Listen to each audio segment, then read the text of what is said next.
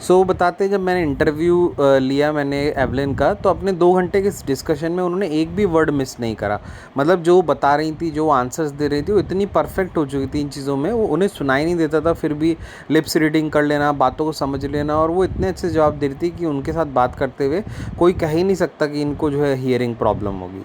Man with bushy beards give me trouble, बस उन्होंने ये बताया था कि मुझे किसी चीज़ से प्रॉब्लम नहीं है, बस जिन लोगों की बुशी बियर्ड्स होती है, यानी जिनकी बहुत ऐसे बियर्ड माने दाढ़ी और बुशी माने काफ़ी बहुत सारी जिसे कहते हैं, तो कहते हैं जिनके फेस में बहुत सारी दाढ़ी होती है, बस मुझे उन लोगों से थोड़ी परेशानी होती है, और ये कह के जो है वो खूब हंसती हैं।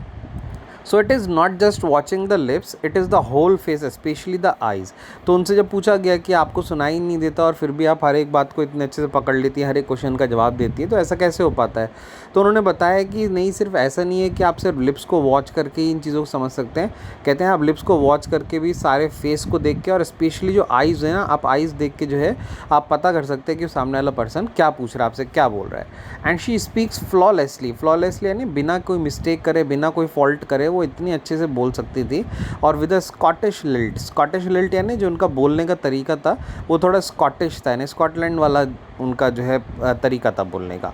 सो my speech is clear because I could hear till I was 11, she says. तो कहते हैं कि हाँ, मेरे बोलने का जो तरीका बिल्कुल क्लियर इसलिए है क्योंकि मैं जो है 11 साल तक जो है सब सुन सकती थी, और 11 साल तक की उम्र में लगभग बच्चा सारे वर्ड सुन ही लेता है। तो कहती है इसलिए मैं सारे वर्ड्स प्रॉपरली बोल सकती हूँ।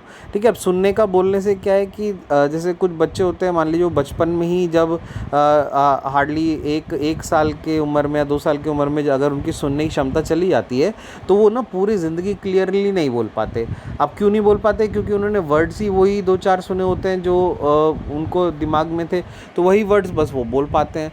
तो पर जब बच्चा बड़ा हो जाता है, लगभग सारी बात, जैसा हमने अब सारी बातें सुन ली हैं, तो अगर आवाज़ से वो सुनने की क्षमता चली जाती है, तो हमको पता है किस वर्ड को क्या बोला जाएगा, किस चीज़ को क्या बोला जाएगा, तो हम क्लियर बोलेंगे। तो सेम ऐसे एवलिन के साथ था, उन्होंने कहा कि जब मैं 11 साल की थी तो मेरी सुनने की क्षमता तब गई थी, तो इसलिए जो है मैं क्लियरली सब बोल लेती हूँ कि मुझे सब पता है। But that doesn't explain how she manage to learn French and master basic Japanese. तो ये तो खैर उन्होंने बताया कि किस तरीके से सुन लेती हैं, बोलती हैं, पर उनके अंदर का टैलेंट इतना ज़्यादा था कि वो ये जो चीज़ें उन्होंने हमें बताई, इससे बिल्कुल भी एक्सप्लेन नहीं हो पाता कि बिना सुनने की क्षमता के भी उन्होंने कैसे कितनी अच्छी तरह फ्रेंच भी सीख ली, और उन्होंने जो है बेसिक जैपनीज़ में भी जो है मास्टरी कर ली थी। ठीक है, मतलब देखिए वो सुन नहीं पाती थी, और बिना सुने भी जो है वो लैंग्वेज इतना अच्छे से उन्होंने सीख लिया, उस लैंग्वेज को प्रोनाउंस करना इतना अच्छे से सीख लिया कि अपनी लैंग्वेज तो उन्हें आती थी, साथ साथ उन्होंने फ्रेंच भी सीख ली और जो है बेसिक जैपनीज़ भी सीख ली। So as for music she explains, अब म्यूज़िक के बारे में बताती हैं। It pours in through every part of my body, it tingles in the skin. Tingle बोलते हैं, टिंगल बोलते हैं ऐसा गुदगुदी टाइप होना। तो उन्होंने बोला कि जब मैं म्यूज़िक को सुनती हूँ तो मैं अपनी म्यूज़िक को हर एक बॉडी पार्ट से सुनती हूँ। ठीक है, मतलब बॉडी पार्ट से सुनने मतलब मैं उसे फ़ील करती हूँ, अपने बॉडी के हर एक पार्ट से मैं उसको जहाँ से फ़ील कर सकती हूँ, मैं म्यूज़िक को मैं फ़ील करती हूँ, और ये टिंगल करता है मेरी स्किन को, मेरी स्किन में जो है उसको, जैसे म्यूज़िक सुनती हूँ तो मेरी स्किन में जो है झरझराहट होती है उसको सुन के। And my cheek bones and even in my hair, मतलब वो कहते हैं मैं अगर मेरे कान चले गए तो मेरे अंदर, मैं मानती भगवान ने मुझे एक ऐसा टैलेंट दिया, एक ऐसा वरदान दे दिया है कि मैं अपने बाकी बॉडी पार्ट से चीज़ों को सुन सकती हूँ। जैसे कहते हैं म्यूज़िक को तो मैं अपने कान के, मैं तो अपने चीक बोन और अपने हेयर तक से सुन लेती हूँ। And when she plays the xylophone she can sense the sound passing up the stick into her finger tips. ठीक है, तो कहती हैं जब मैं जाइलोफोन बजाती हूँ तो कैसी साउंड आ रही है, कौन सी साउंड आ रही है, कहती वो जो है मैं अपने जो मैंने स्टिक पकड़ रखी है हाथ में, तो उस स्टिक को जब मैं प्रेस करती हूँ उस पर, तो उस पर जो भी आवाज़ आती है तो वो आवाज़ उस स्टिक से ट्रेवल होकर मेरे फिंगर्स में आके मैं अपनी बॉडी में उस आवाज़ को जो है फील कर सकती हूँ। ज़ाइलोफ़ोन होता है ये जो ऊपर ये एवलिन बजा रही हैं यहाँ पर, तो इसको ज़ाइलोफ़ोन कहते हैं। ठीक है, और ये देखिए हाथ में जो एवलिन के स्टिक है, तो कहते हैं जब मैं इस स्टिक को जो है इस पर प्रेस करती है, वो यहाँ पर बजाती है इसको, तो इससे जो भी आवाज़ क्रिएट होती है तो वो आवाज़ क्रिएट हो कहती है फिंगर्स के थ्रू मेरे बॉडी में जो है चली जाती है, वाइब्रेशंस जो हैं वो चली जाती हैं। So by leaning against the drums she can feel the resonances flowing into her body. और सेम ऐसे ड्रम के लिए बताती हैं, कहती है मैं ड्रम पे ऐसे लीन हो, क्या नहीं, जब मैं ड्रम पे झुक जाती हूँ और ड्रम पे झुककर मैं ड्रम को बजाती हूँ, तो आप जैसे आप ड्रम के पास जाएंगे ना, ड्रम बज रहा और ड्रम के पास जाएंगे तो वो बॉडी, वो जो ड्रम की आवाज़ है वो आपकी बॉडी के अंदर फील होती है। तो बिल्कुल ऐसे वो कहती है जब मैं ड्रम पे झुक के उस ड्रम को बजाती हूँ तो उसकी साउंड जो है वो मेरे अंदर जो है वाइब्रेशंस के थ्रू जो है मुझे फील हो जाती है। रेजोनेंस बोलते हैं, it's a echoes of sound, यानी जो उसकी फ्लक्चुएशन है साउंड की उसको बोलते हैं। So on a wooden platform she removes her shoes so that the vibrations pass through her bare feet and upper legs. और जब भी वुडन वो उनकी परफॉर्मेंस करती थी तो वुडन स्टेज वगैरह पे या जो वुडन प्लेटफॉर्म होता था उस पर वो करती थी, तो जो भी इंस्ट्रूमेंट वो बजाती थी उसकी जो आवाज़ थी वो आवाज़ वुडन प्लेटफॉर्म में ट्रांसफ़र होकर और उनके फीट से, वो नंगे पैर रहते थे तो उनके पैरों से जो है वो कहती हैं मैं अपनी बॉडी में उस आवाज़ को जो है सुन सकते थे। तो इसलिए वो कहती हैं कि मतलब उन्होंने क्या करा, उन्होंने सिर्फ ऐसा नहीं, जब उनकी सुनने की क्षमता चली गई एवलिन की तो वो उसको लेके बैठ गई या रोने लगी, पछताने लगी कि अब क्या करूँगा, ऐसा नहीं। उन्होंने उस चीज़ का कोई ना कोई ऑल्टरनेटिव ढूंढा और उसको एक ऐसा चैलेंज एक्सेप्ट करा और सच में बहुत ही अच्छा आउटकम उन्होंने निकाला कि वो अपने और बाकी बॉडी पार्ट से जो उस सुनने का काम जो है वो करने लगी थी। So not surprisingly Evelyn delights her audiences, मतलब सिर्फ ऐसा नहीं था कि अपनी ऑडियंस को ही उन्होंने खुश करा।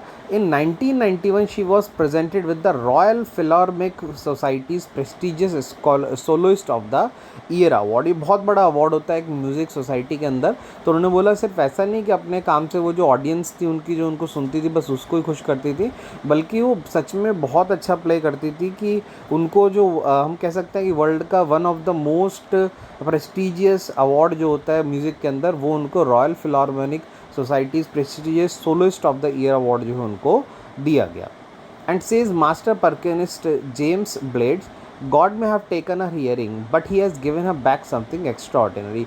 और जेम्स ब्लेड्स जो थे ये भी परकसनिस्ट थे, तो इन्होंने जो है एवलिन के बारे में बताया था। उन्होंने कहा कि मुझे लगता है जब एवलिन को अवार्ड मिला तो उन्होंने बोला कि मुझे लगता है भगवान ने भले ही एवलिन की जो है सुनने की क्षमता ले ली है बट मुझे लगता है उन्होंने बदले में एवलिन को कुछ बहुत ही एक्स्ट्रा ऑर्डिनरी दिया है। और सच में उन्होंने बहुत एक्स्ट्रा ऑर्डिनरी दिया है कि बिना सुने भी जो है वो इतना अच्छा बजा लेती थी कि जो लोग सुन सकते थे और बोल सकते थे वो लोग भी इतना अच्छे से जो है उसको शायद नहीं कर पाते थे, तभी उनको जो है इतना बड़ा अवार्ड जो है दिया गया था। What we hear she feels, वो कहते थे कि जो हम सुन सकते हैं एवलिन उसको क्या करती हैं, एवलिन उसको फील करती हैं। And far more deeply than any of us, और वो ऐसा फील करती हैं कि वो हम कहीं भी जो सुनने वाले लोग हैं हम कहीं भी दूर दूर तक वैसा फील नहीं कर सकते।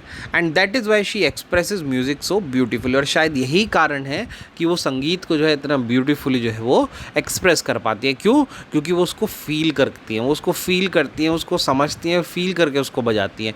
और बाकी जो लोग सुनते हैं वो लोग क्या करते हैं, वो सुन के उसको बजा रहे हैं, यानी जो उसको बजाने के लिए एक डीप सेटिस्फेक्शन चाहिए, जो उसको बचाने के लिए एक डिटर्मिनेशन चाहिए उसको बजाने के लिए इंस्ट्रूमेंट को, वो तभी आएगा जब आपके अंदर फीलिंग होगी उसके लिए। और वो फीलिंग जो है सबसे ज़्यादा किसके अंदर थी, एवलिन के अंदर।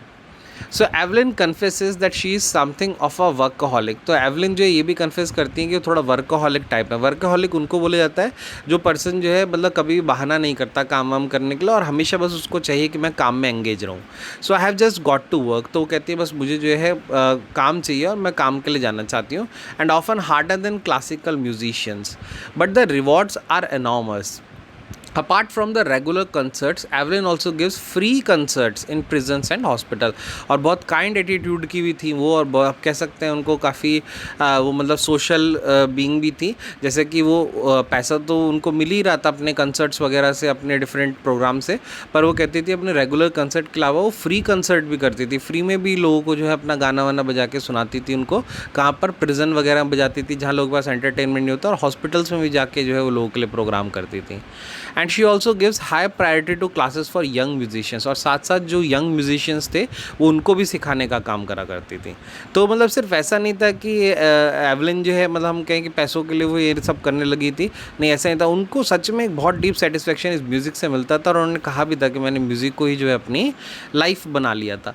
तो इसलिए जो है वो कहते, इसलिए हम देख सकते हैं कि वो जो है कंसर्ट फ्री में भी कर रही थी, और जो है वो अपने जो प्रायोरिटी थी उसमें से अपने जो उनका जो मेन टाइम होता था उस टाइम में प्रायोरिटी जो है वो छोटे जो म्यूजिशियंस थे, जो यंग म्यूजिशियंस जो अभी तैयार हो रहे थे, उनके लिए भी टाइम निकालती थी उनको सिखाने के लिए। Anne Richlin of the Beethoven Fund for Deaf Children says she is a shining inspiration for deaf children. तो ये एन रिचलिन थी, एक वहाँ पे सोसाइटी थी फॉर डेफ चिल्ड्रंस के लिए होगी वहाँ, Beethoven fund society.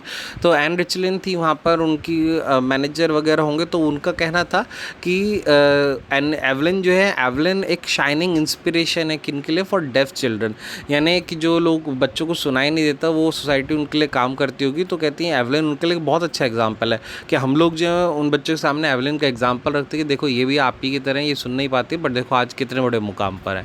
So they see that there is nowhere that they can not go. तो उससे जो उन बच्चों के अंदर एक फीलिंग आती है कि हाँ सच में अगर ऐसा है तो हमारे लिए भी कोई लिमिट नहीं है, हम भी जो है बहुत दूर तक जा सकते हैं, हम जो चाहें वो कर सकते हैं।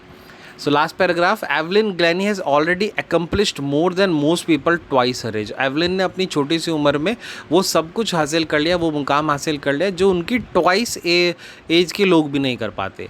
And she has brought percussion to the front of the orchestra and demonstrated that it can be very moving. और उन्होंने इतना ही नहीं, उन्होंने जो परकशन यानी जो ऐसा ड्रम बजाने वाला इंस्ट्रूमेंट या कोई और तबला वगैरह बजाने वाला इंस्ट्रूमेंट होता है, उनको दिखाया कि उनमें कितनी पावर है, वो कितना अच्छा बजते हैं और वो कितना मतलब संभाल सकते हैं उस ऑर्केस्ट्रा को, यानी उस म्यूज़िक के ग्रुप को। और इतना ही नहीं, उन्होंने क्या करा, उसको वो आगे भी लेकर आए। उसको जो है, नहीं तो क्या होता है ड्रम वाला ये सब जो होते हैं ये लोग पीछे की तरफ बैठते हैं, बट वो उन्होंने इतना अच्छा उसको परफॉर्म करा कि उनको आगे लाने लगे। And demonstrate that it can be very moving. उन्होंने दिखाया कि ये जो है बहुत ही मूविंग हो सकता है, यानी इससे जो है बहुत ही अच्छा म्यूज़िक हम लोग प्ले कर सकते हैं। And she has given inspiration to those who are handicapped, people who look to her and say, if she can do it, I can। और उन्होंने सच में बहुत सारे ऐसे लोगों को जो हैंडीकैप्ड लोग थे उनको अंदर कोई ना कोई इंस्पिरेशन उनके अंदर जगाया, क्योंकि उनको देखकर जब लोग देखते थे ऐसे हैंडीकैप्ड लोग तो उनको भी लगता था कि यार अगर एवलिन कर सकती है तो हम भी जो है ज़रूर कर सकते हैं। और ये बहुत सच में बहुत इंस्पिरेशनल बात थी ये, कि एवलिन ने जो है एक छोटी सी उम्र में और इतना हम कह सकते हैं डिसेबल होने के बाद भी उन्होंने इतने बड़े बड़े मुकाम उन्होंने हासिल करे। अगर वो सिर्फ परकशन होती, परकशनिस्ट रहती और सिर्फ ड्रम्स वगैरह तो शायद इतना नहीं होता, बट ऐसा नहीं, उन्होंने इसको चैलेंज एक्सेप्ट करा और उन्होंने उन चीज़ों में उन लोगों को हराया जो सबको बिल्कुल ठीक थे, सुन सकते थे, सब कर सकते थे, और उन्होंने उनको हरा के वो अवार्ड्स उन्होंने हासिल करे। तो इसलिए लोगों के लिए वो बहुत ही ज़्यादा मूविंग है और लोगों को जो है बहुत ही ज़्यादा इंस्पिरेशन देने वाला है। तो यही लगता था कि अगर एवलिन कर सकती है तो फिर हम भी कर सकते हैं।